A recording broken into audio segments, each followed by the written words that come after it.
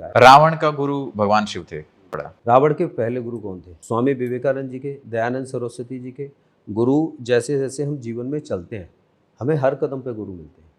मान लिया आपने किसी और को गुरु बना लिया, मुझे गुरु बना लिया, मेरे बाद आप चल रहे हैं, चलने के बाद मुझसे भी कहीं और आगे ज्ञानी और क्योंकि मेरे साथ रहते रहते जो भी आपको ज्ञान की प्राप्ति हुई, अब आपको अच्छे बुरे पहचानने की और आपकी शक्तियां बढ़ चुकी हैं। आपने उनको पहचाना, मुझसे भी किसी अच्छे को देखा, उसके बाद और ऊपर चले गए। बट वो गुरु तीनों ही गुरु हैं और आपके प्रथम गुरु हम ही रहेंगे, क्योंकि यहीं से आपकी सीढ़ी की शुरुआत हुई। आप किसी मंजिल पर पहुंचकर छत पर खड़े होकर दुनिया को हाथ दिखा रहे हैं ना, तो ये याद रखिए उन सीढ़ियों का पहला महत्व है। और संस्कार, जीवन में यदि संस्कार होते हैं तो वो माँ देती हैं। और आजकल की माताएं घर में कितना संस्कार दे रही है वो आपको पता होगा। माताएं सुबह को उठ के जय श्री राम, प्रणाम, राम राम, राधे राधे, नमस्ते, ये भी नहीं, घर में ना खुद उनसे कहती हैं ना कराती हैं। अपने पिता का सम्मान तो भूल ही गए हैं। माताएं आज के दौर में कितनी ऐसी हैं जो अपने पिता का सम्मान कराती हैं। बच्चे भूलते जा रहे हैं और कहते हैं कि ये घर में किसी का सम्मान नहीं करते। आफ्टर सम टाइम वो बच्चे उन माताओं का ही सम्मान नहीं करते, क्योंकि उन्होंने ही सिखाया कि पिता का सम्मान मत करो। घर में वो कलेश, ये आदमी ऐसे बोलता है, ये ऐसे करता रहता है, तुम्हारा पापा ऐसा है, तुम्हारे ऐसा है, तुम्हारा बाप ऐसा है, मतलब बहुत सारे शब्दों का इस्तेमाल करते हैं। घर में कोई छोटी छोटी कोई भी चीज़ आए, सबसे पहले प्रसन्नता से रखें।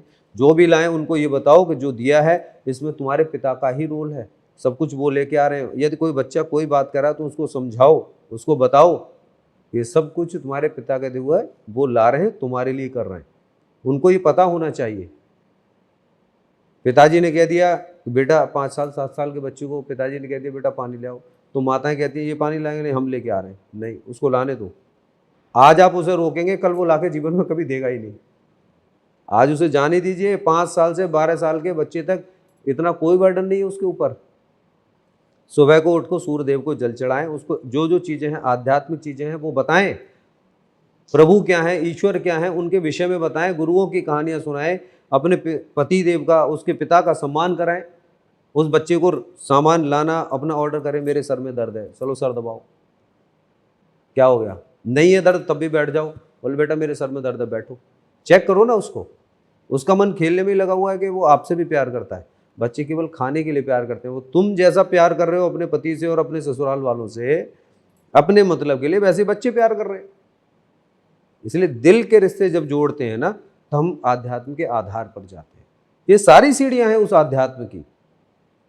और जो आध्यात्मिक होगा वो सबसे प्यार करेगा, सबसे प्यार। मेरे पास बहुत सारे हर किस्म के लोग आते हैं, अच्छे भी आते हैं, बुरे भी आते हैं।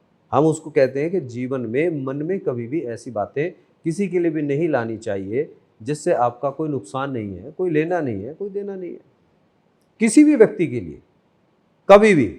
और घर में रिलेशनशिप को मेंटेन रखने के लिए सबसे पहले एक चीज़ है कि जैसे पति पत्नी में लड़ाई हो गई, होती है, सबके यहाँ होती है, छोटी छोटी बातों पर हो गई, किसी भी बात पर हो गई, तेज आवाज़ में बात ना करें। थोड़ी देर चुप रहने के बाद बोल ले, बैठे बात करें। बिल्कुल किसी भी चीज़ पे नेगोशिएट ना करें कि नहीं मुझे बात ही नहीं करनी है, शांत। ये बड़े अंदर से जहर पैदा करते हैं। अंदर एक गिलास होता है, एक औराएं होती हैं, उनको तोड़ देते हैं।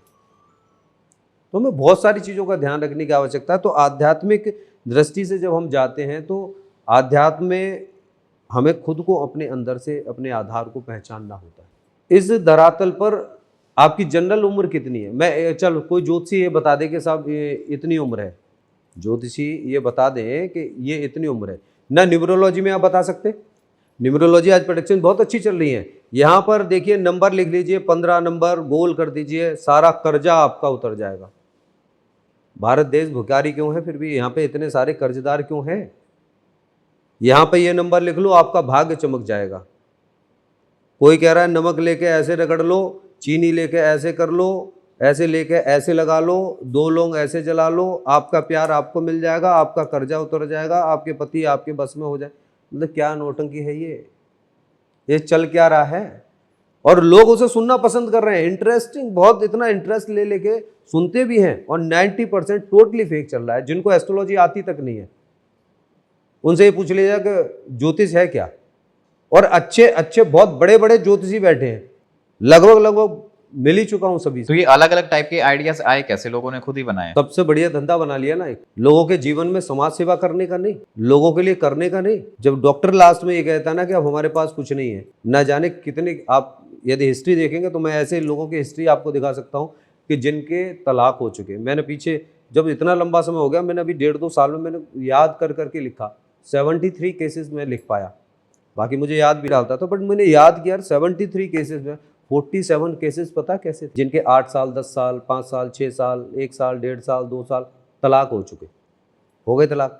अब वो परेशान, तो मेरे पास इसलिए नहीं आए थे कि हमें उससे दोबारा शादी करनी है, वो आए थे हमारे पास में बड़ी दिक्कत चल रही है, फाइनेंशियल दिक्कत चल रही है, अब क्या करें, ससुराल से पैसा नहीं मिल रहा या मायके से वो नहीं मिल रहा, हम अकेले हैं। अब एक केवल डिवोर्स ही नहीं है, उनका तलाक ही नहीं लिखा हुआ, 5th हाउस भी 7th हाउस भी 9th हाउस भी आपको क्या क्या चीजें दे रहा है। 7th हाउस केवल पति का भाव दे रहा है, वहां पे डिवोर्स दिखा रहा है, आपकी पार्टनरशिप नहीं दिखा रहा, आपकी हर चीज में पार्टनरशिप दिखा रहा है, आपके रिलेशनशिप दिखा रहा है। आपका ये कहना है कि अगर डाइवोर्स वगैरह होता है तो उसके बाद भी बहुत सारी और प्रॉब्लम्स आती है? बिल्कुल आएंगी, उसी से जुड़ी हुई हैं, फाइनेंशियल है, मेंटल है। बिल्कुल आएंगे। यदि जो प्लेनेट जिस घर में बैठा है वो केवल एक ही चीज के लिए नहीं है, केवल एक ही चीज के लिए नहीं है। यदि आपका कैरियर में समस्या चल रही है, भाग्य में आपके 9th हाउस में लॉर्ड बैठे हैं, वहां पर यदि खराब है, यदि आप देख रहे हैं कि 8th हाउस में मान लो कोई प्लेनेट बैठे हैं वो खराब है, तो 8th हाउस में लोग कहते हैं अच्छा ये यहाँ बैठे हैं, तो केवल वहाँ नहीं बैठे हैं, वो वहाँ बैठकर 2nd हाउस को भी देख रहे हैं,